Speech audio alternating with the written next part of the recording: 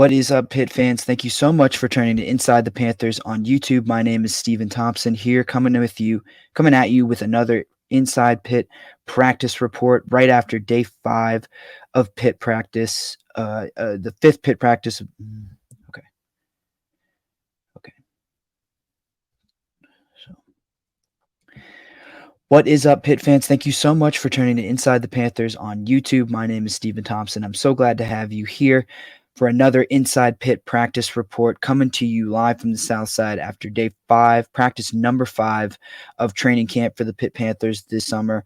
It's another action-packed day. The Panthers are back in shoulder pads, getting ready for their first day of pads, which is coming on Tuesday, and you could kind of feel the tension start to build.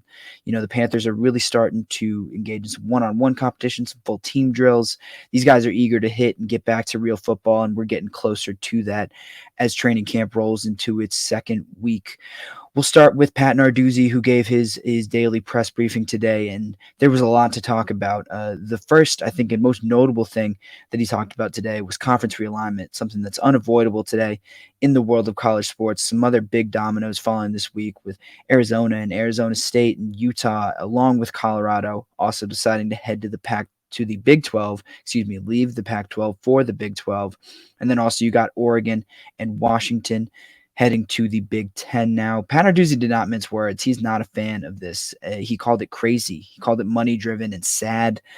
He doesn't like these cross-country conferences that make things harder on a lot of other sports. He wasn't really thinking about football when he thinks about how tough the travel is going to be for certain teams, going from places like Eugene, Oregon, all the way across the country to Maryland, or if you think about the case of the Big 12, a school like Arizona having to go all the way to West Virginia to play a road game and vice versa.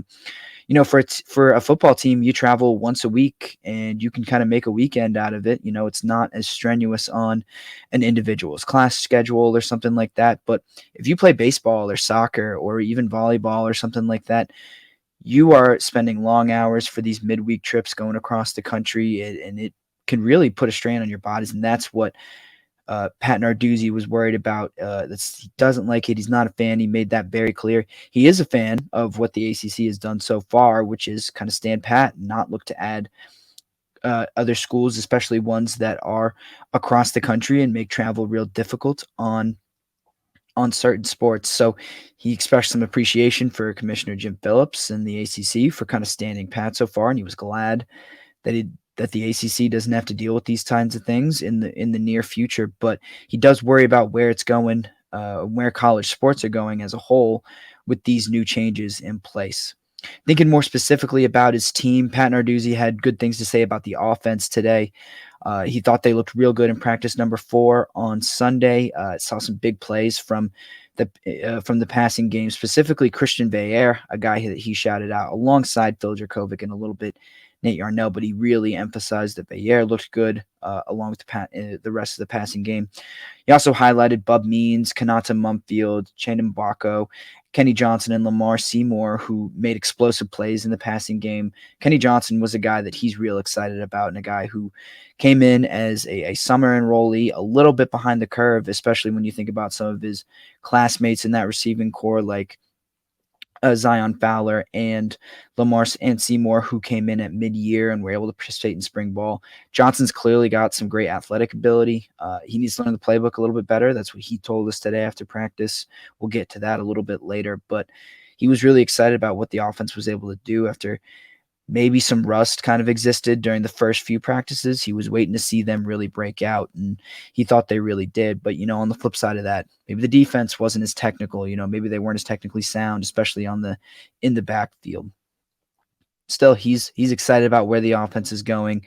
He did talk a little bit about the quarterback competition. There is not really a competition at the top. Phil Dracovic seems really settled in and locked in as that top guy. Anything can happen, but barring anything completely crazy or unforeseen, Phil Dracovic will be your starter for the season opener against Wofford on September 2nd. But right behind him, Veilleux and Nate Yarnell, who Pat Narduzzi really likes and has liked for a long time, even going back to the Western Michigan game last year that Yarnell started and won and played really efficiently and intelligently, I would say, even if he didn't, throw for super gaudy numbers. But Christian, he said, took more reps than Nate on Sunday, and was playing a little bit more with some of those second teamers and looked really impressive doing so. He still likes the rest of his group. He still likes what he has in Nate Yarnell. He thinks he has three really good starting capable quarterbacks. It's really just a matter of who's the best fit for the job that they're in. And there still is that battle existing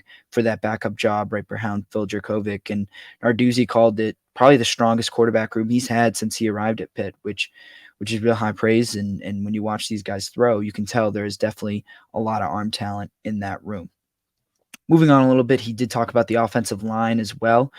He talked about how it is a work in progress. He mentioned Branson Taylor, Ryan Jacoby, and Ryan Baer all competing for, you would think, two spots along that offensive line, with Matt Goncalves owning that left tackle spot. He's a preseason first team All ACC guy.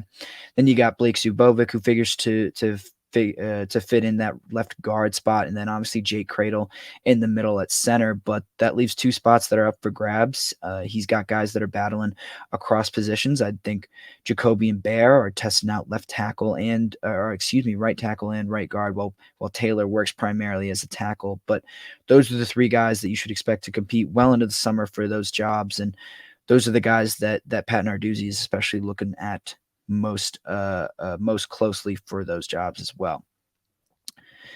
Getting into practice, we saw, a couple new takeaway stickers pop up on some helmets, meaning that guys were able to cause some turnovers. I think a really notable one was that 2 popped up on Stephon Hall, a underclassman safety on his helmet. He seemed to be the odd man out in a safety rotation that has really 3 guys, but now maybe 4, with Steph Hall fighting for 2 spots now that Brandon Hill and Eric Hallett are off to the NFL. It seemed like Javon McIntyre, Philip O'Brien, PJ O'Brien, and Donovan McMillan were 3 guys, who had kind of were the top guys in line to battle for those spots. But it seems like Steph Hall, if he keeps making plays, can really stick his nose in there. He was someone that the coaching staff identified after spring ball as someone who was still kind of in the mix, but you kind of figured because he's a little younger, because he has less experience, he might be on the outside looking in. But again, if he continues to make plays, he'll be hard to keep off the field. Another one popped up on Aiden Henningham, and I believe, I don't have my roster in front of me, but I believe a junior linebacker. He had to make a position switch from receiver to linebacker, I believe, during the spring. So he's a guy who's still getting used to the position a little bit, but clearly making some plays as well. And like I said, as the tension kind of grows without full contact, it's just thud periods now, not full tackle. Guys are trying to stay up. No one's trying to really lay anyone out just yet, but you can feel the tension start to build a little bit. There's a lot of competition going on, especially in one-on-one drills, team drills. Guys are really going at each other. We heard Christian Veilleux say that the secondary, their best asset is their trash talk. They love to do that. That's not a surprise for anyone who knows Marcos Williams or follows him on Twitter, but apparently the rest of the unit is doing it as well. You can also see the expectations start to get a little higher. Maybe early on, the coaching staff was a little bit more comfortable with some rust and some hiccups, especially on offense, but that seems to be slowing down a little bit. They seem to be expecting more as guys get more familiar with each other and really get back into the swing of real football things. I want to talk a little bit more about Christian Veilleux. It wasn't just Pat Narduzzi who talked about him. We got to talk to him a little bit, and he talked about how things are really starting to click with these new receivers that he's working with, especially those 4 freshmen that we've talked about before: Kenny Johnson, Lamar Seymore, Israel Polk, and Zion Fowler. He's played with all of them, and was very complimentary of what those guys can do, saying that he's seen them make plays in the football that no other receivers have that he's worked with. He's getting real comfortable with them. He's been really impressed by their talent, but also he's getting more comfortable in the offense, making reads quicker, playing a little bit faster. In his own words, he said 100 times better in terms of his knowledge of the offense and the system, which has really helped him a lot and helped him to stand out over these past couple of days. Speaking of those freshman receivers, we also got to talk to Kenny Johnson today. He had a big play, like I said, on the receiving end of a long pass from Veilleux. He told us he kind of had to dive for it against good coverage. The ball was laid out a little bit, and it was one that he knew he couldn't just run under. So he had to go and get that one, and he did. And it certainly impressed his coaches and his teammates. He did tell us that his position coach Taekwon Underwood is telling him that he has to hammer the playbook hard. This is a guy, like I said, who came in during the summer. He's a little bit behind the eight ball in terms of knowing the offense. There are guys ahead of him who have had a little bit more time to get familiar with it. But the physical traits are there. It's really just about if Johnson is going to play this year, it's about getting more comfortable with the playbook. He told us that it doesn't matter if I make plays. If I don't know what I'm doing out there, then I'm not going to see the field. And that's something that his coaches have emphasized as well when speaking with us in the media.